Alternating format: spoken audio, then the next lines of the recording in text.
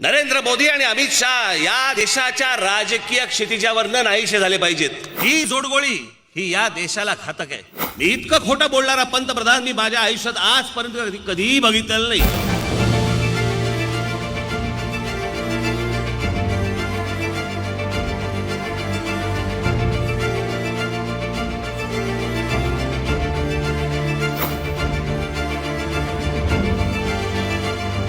मैंने कुठून त्या गाड्या जातात का आजूबाजूनी? असं बोलतं का कोण? नरेंद्र मोदी आणि अमित शाह या देशाच्या राजकीय क्षितिजावर नाहीसे झाले पाहिजेत.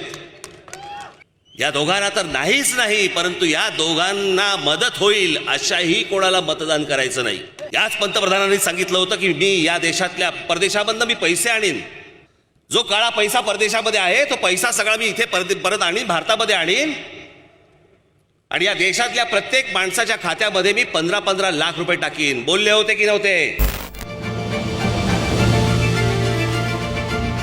एक प्रयोग आम्ही नरेंद्र मोदींचा पाहिला, ज्यांनी देश खड्ड्यात घातला. उद्या राहुल गांधी पंतप्रधान होऊ देत, आम्हाला बघू देत. उद्या जर समजा या देशाच्या नशिबामध्ये चांगली गोष्ट असेल तर त्यांच्या हातून या देशामध्ये काही चांगली गोष्ट घडू शकते. पंतप्रधान हा या देशाला पर्याय कधी होता? कोणी दिला होता? कोणीच दिला नव्हता. तुम्हाला माहिती पण नव्हतं की या देशाचा पंतप्रधान कोण होणार आहेत म्हणून. पण ही जोडगोळी ही या देशाला घातक आहे.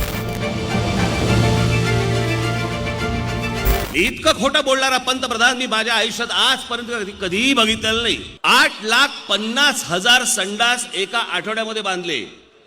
म्हणजे आम्ही त्याचा नीट आकडा काढला तर साधारणपणे 84 संडास एका मिनिटाला होतात आणि 5 सेकंदाला 7 संडास बांधले जातील. 5 सेकंदाला 7 संडास, विक्रमच म्हटलं पाहिजे.